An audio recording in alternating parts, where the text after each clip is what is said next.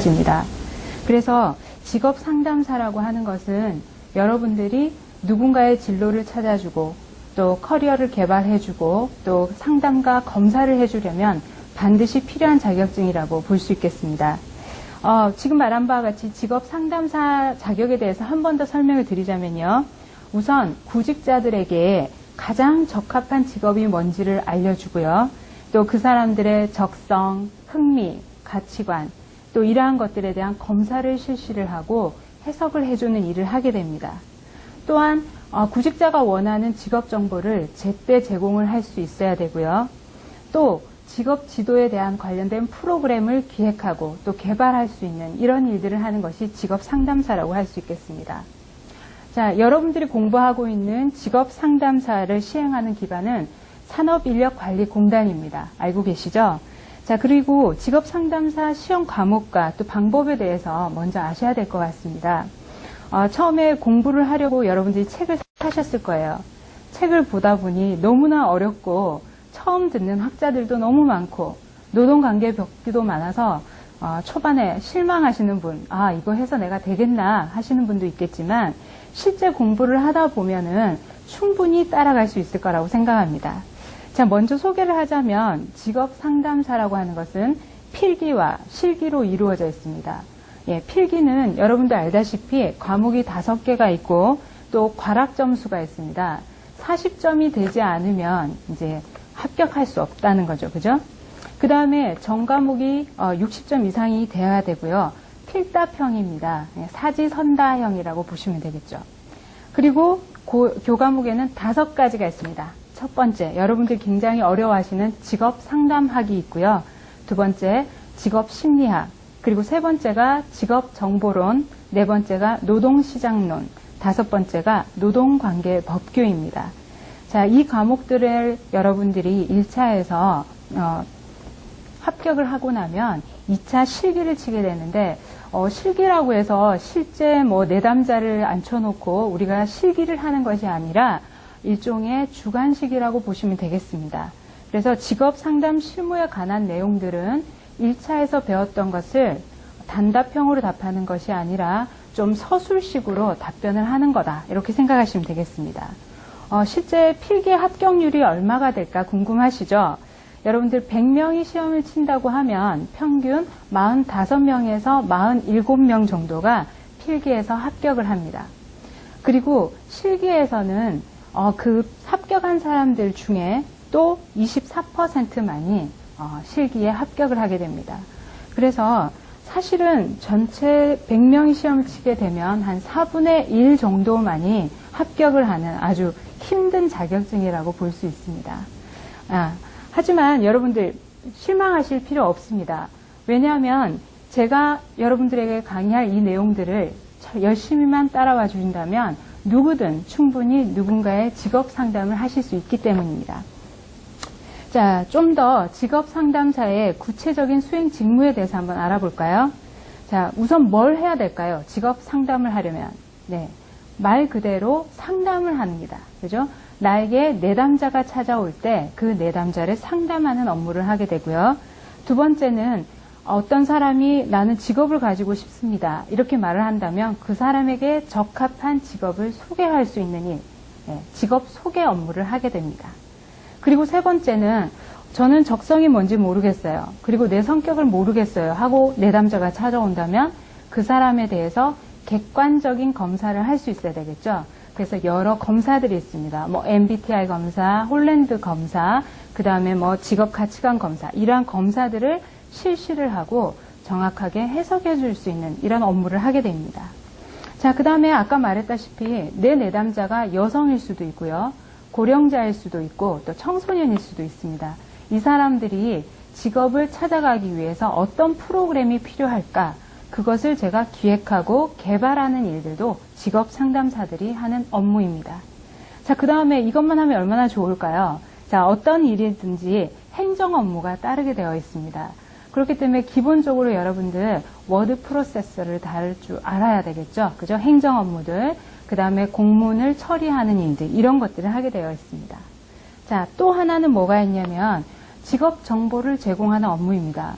자, 직업 너무나 많죠. 직업정보사전에 보면, 직업사전에 보면 2만 개가 넘는 직업이 있습니다. 그 직업을 여러분들이 다 외워야 되느냐? 그렇지는 않습니다.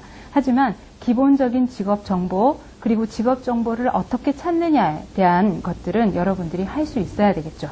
예. 그 다음에 이건 조금 더 어려운 업무인데요. 구직처를 발굴하고 구인처를 발굴하는 이런 업무들도 있습니다. 실제 직업 상담사로 취업을 하게 되면 여러분들이 알선 업무도 하게 될 수 있습니다. 그럴 경우에는 기업을 찾아다니기도 해야 되고요. 또 인사 담당자도 만나는 일들, 이런 것들도 하게 됩니다. 자, 그 다음에는 내가 이렇게 나를 찾아온 내담자가 노동 관계된 법규를 물어볼 때가 있습니다. 저도 이 부분이 제일 약한데 노동 관련 법규들을 여러분들이 아셔야 고용하는 기준, 그 다음에 또 임금은 어떻게 협상을 하는지, 그 다음 근로기준법은 어떠한지 이런 것들에 대한 기본적인 정보를 알아야 내담자에게 알려줄 수 있겠죠. 그래서 크게 이러한 업무들을 하시는 겁니다. 자, 그렇다면 여러분들 이런 것들을 하기 위해서 우리가 무엇을 배워야 될까요? 자, 5가지의 교과목이 만들어진 이유가 이 수행 직무를 잘 할 수 있기 위해서 만들어진 거라고 볼 수 있습니다. 자, 첫 번째 직업 상담학이죠. 직업 상담학을 통해서는 여러분들이 다양한 상담 이론들을 배우게 되고요. 또 심리학에 대해서 많이 배워야 됩니다. 자, 솔직히 말씀드리면 저는 심리학을 전공을 했고 또 상담 심리학 석사를 가지고 있지만 저 역시 직업 상담은 어렵습니다. 그리고 모든 전공에 관련된 상담 이론들을 제가 다 외우고 있느냐? 그렇지 않습니다. 실제 내담자가 오면 이거는 백의 이론이다. 이건 프로이드의 이론이다. 이건 아들러가 이론이다. 맞지 않습니다. 그거 할 시간적 여유도 없습니다. 하지만 이런 것들을 배우는 이유는 여러분들이 자격을 취득하기 위해서 배우는 겁니다. 그래서 초반부터 너무 이건 어렵다 생각하지 마시고 자격을 취득할 수 있을 정도의 이론만 내가 갖추겠다 생각하시면 좀 더 쉽게 접근하실 수 있을 거라고 생각합니다. 자, 그 다음은 직업 심리학이죠. 예, 심리학을 보시면은 좀 더 어려운 것들이 검사들이 많이 들어가 있습니다. 검사를 다룰 줄은 모르면 내담자가 왔는데 검사 실시를 해주고 나서 엉터리 해석을 해주게 되겠죠. 그건 엄청난 문제가 발생이 됩니다. 그죠? 윤리적이지도 않고.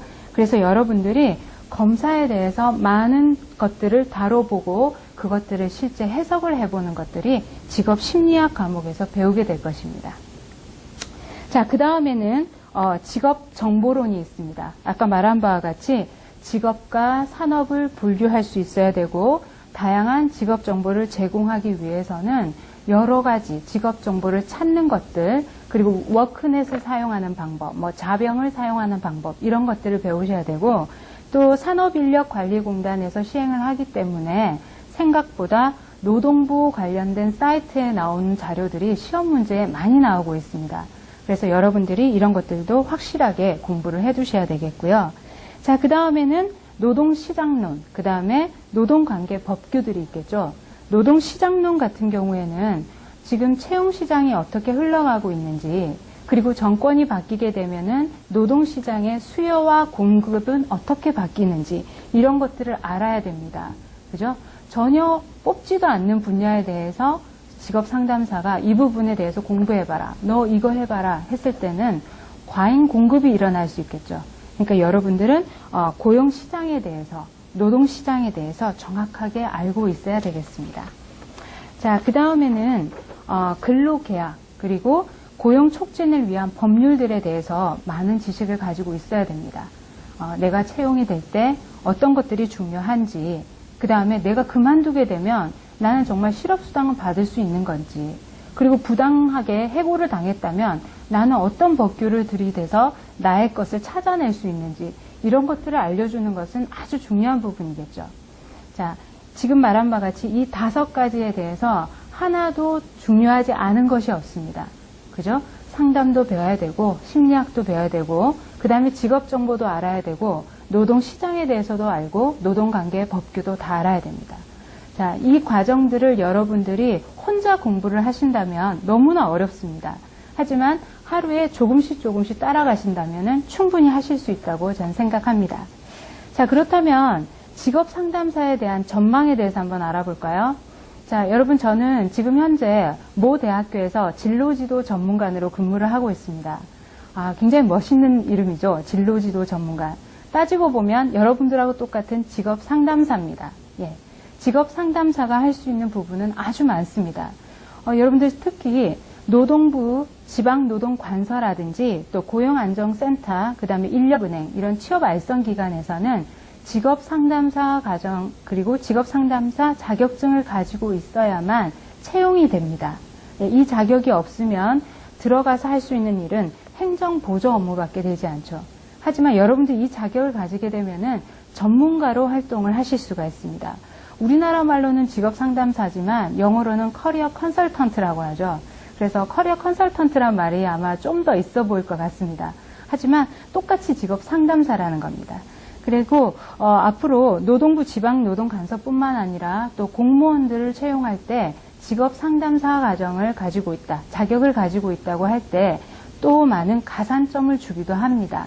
그리고 제가 다니고 있는 이 대학에서도 지금 직업 상담사가 2분이 고용이 되어 있어서 저와 함께 일을 하고 있습니다.